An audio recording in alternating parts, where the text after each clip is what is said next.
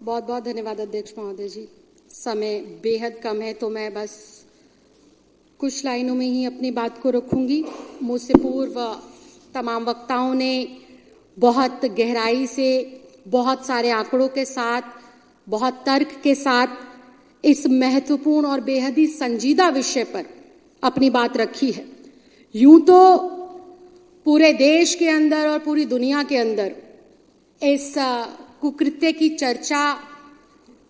पिछले 1.5 साल से चल रही है कि किस प्रकार से देश के संविधान की आस्था पर और संवैधानिक संस्थाओं पर निरंतर चोट कर कर कुछ संकीर्ण मानसिकता के लोग, कुछ छोटी सोच के लोग बार बार इस बात का परिचय दे रहे हैं कि उनको सिर्फ और सिर्फ एक बात समझ आती है, एक शब्द समझ आता है, वो है तानाशाही। लेकिन डॉक्टर भीमराव अंबेडकर जी के द्वारा लिखे गए संविधान और हजारों हजार क्रांतिकारियों के बलिदान की वजह से जो हमारे भारत देश को गौरव प्राप्त हुआ है लोकतंत्र में, उस लोकतंत्र के अंदर इन लोगों के तानाशाही वाले मंसूबे तो दूर की बात है, इस शब्द के लिए भी कोई जगह नहीं। अध्यक्ष जी, कहावत है, जैसा खाओगे अन्न वैसा होगा मन, और जैसे होंगे संस्कार वैसे होंगे आपके आचार विचार। तो अध्यक्ष जी, जब मैं संस्कारों की बात कर रही हूं तो मुझे बहुत ही भारी मन से ये कहना पड़ रहा है कि जिस पार्टी की सरकार आज देश के केंद्र में है और देश के 22 राज्यों में है, उस पार्टी का जन्म ही दंगों से, लोगों को डरा धमकाकर वोट लेने से ही हुआ है। और वो डरा धमकाकर दंगों से सरकार बनाकर जो प्रधानमंत्री के तौर पर बैठे हैं, उस चौथी पास राजा की संकीर्ण मानसिकता से सिर्फ और सिर्फ हम लोग इसी बात की उम्मीद कर सकते हैं कि उनके अंदर सिर्फ और सिर्फ ईर्ष्या है, ग्लानि है और हर वक्त दूसरे के साथ परस्पर जो है कंपटीशन, काम के दम पर जीतने की भावना नहीं है। उनको कैसे नीचा दिखाकर आगे बढ़ा जा सके, ये भावना निरंतर उनके अंदर पलती है, बढ़ती है। जब कोई पार्टी दंगों के दम पर, वोटों की चोरी कर कर, वोटों की खरीद फरोख्त कर कर, सरकारों को रातों रात तोड़कर, विधायकों को डरा धमकाकर अस्तित्व में आती है, तो उनका गृह मंत्री तड़ी पार होगा, ये बिल्कुल साफ है और नामजद है। ये मैं, मेरा दल या कोई और नहीं कहता, ये चुनाव के माध्यम से कही हुई बातें नहीं है, ये तो भारत की न्याय व्यवस्था के माध्यम से न्यायालयों के अंदर सत्यापित बात है। और जब आपकी मानसिकता इतनी संकीर्ण होगी, जब आप अनपढ़ता का परिचय देंगे, जब आप गुंडागर्दी का परिचय देंगे, तो निश्चित तौर पर यह बिल्कुल साफ हो जाता है कि एक पढ़े लिखे, एक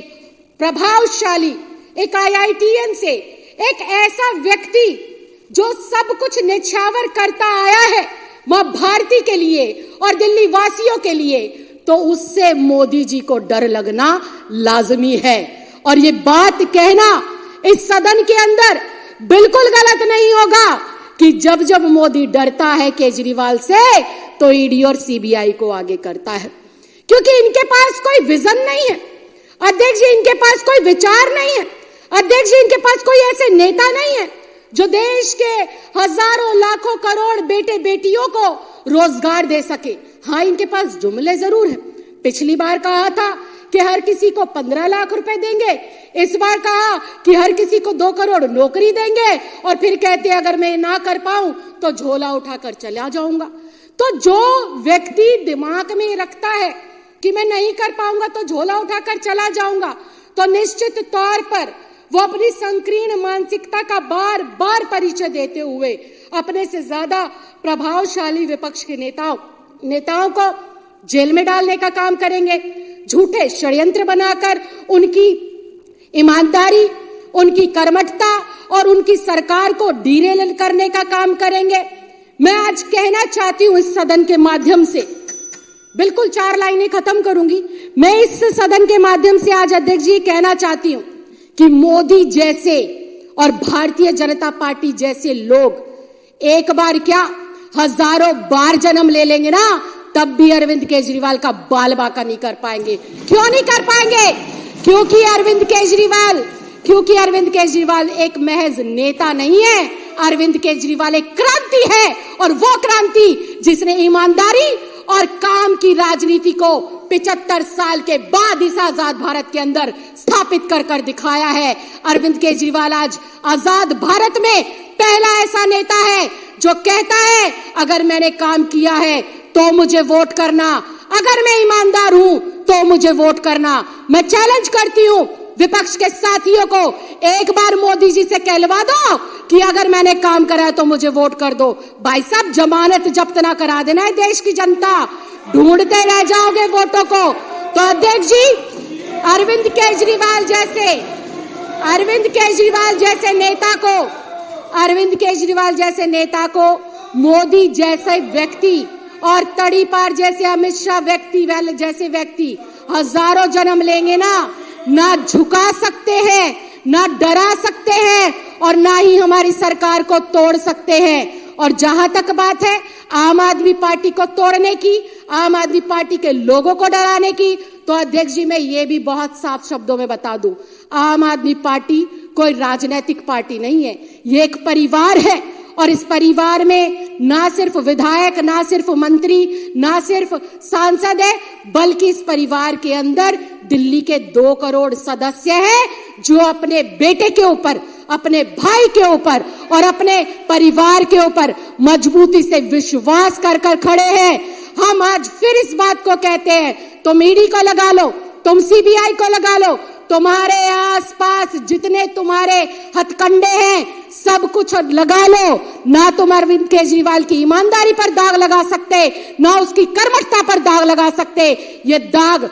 वापस तुम्हारे मुंह पर लगेंगे, हेमंत बिश्व शर्मा के रूप में लगेंगे आपके मुंह पर ये दाग आकर, शुभेंद्र अधिकारी के तौर पर तुम्हारे मुंह पर ये दाग आकर लगेंगे, जो नर्मदा घोटाला हुआ उसके नाम पर, और मोदी सरकार और ईडी के दुरुपयोग की वजह से ना विपक्ष खत्म हो सकता है, ना विपक्ष खत्म होगा। आने वाले समय के अंदर आप देखिए, अभी तुम्हारी बैसाखी की सरकार चलती है केंद्र में 2 बाबुओं के दम पर। वो बाबू जिस दिन अपना सहारा हटा लेंगे तो हमारे जो चौथी पास राजा है वो कुर्सी से नीचे गिरेंगे और संविधान की जय जयकार होती रही है। तो अध्यक्ष जी, मैं सिर्फ इतना कहना चाहती हूं, आज तक जितनी भी सरकारों ने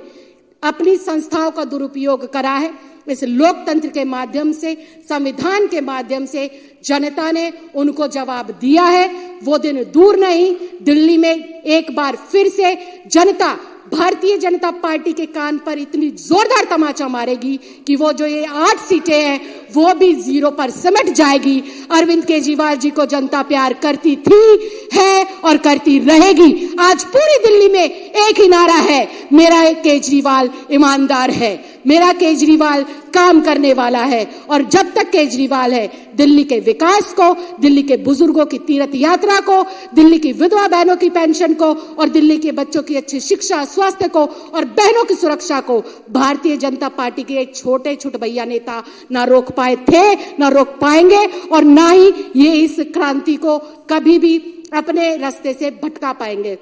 अध्यक्ष जी, आपने मुझे इतने कम समय में मेरे शब्दों को रखने का मौका दिया, बहुत महत्वपूर्ण विषय पर बोलने का मौका दिया। मैं चाहती हूं कि इस विषय को आज से और अभी से हम लोग इतनी गहराई से जन जन में पहुंचाएं कि वोट लेने के लिए किस प्रकार से कामचोर लोग एक काम करने वाले नेता की छवि को धूमिल करने का असफल प्रयास करते हैं। ये इस प्रयास में भी असफल रहे और चुनाव में भी 100% असफल रहेंगे। 70 की 70 सीटें केजरीवाल को, अपने बेटे को, अपने भाई को दिल्ली की जनता देकर रहेगी। बहुत बहुत धन्यवाद, बहुत बहुत आभार। जय हिंद, जय भारत।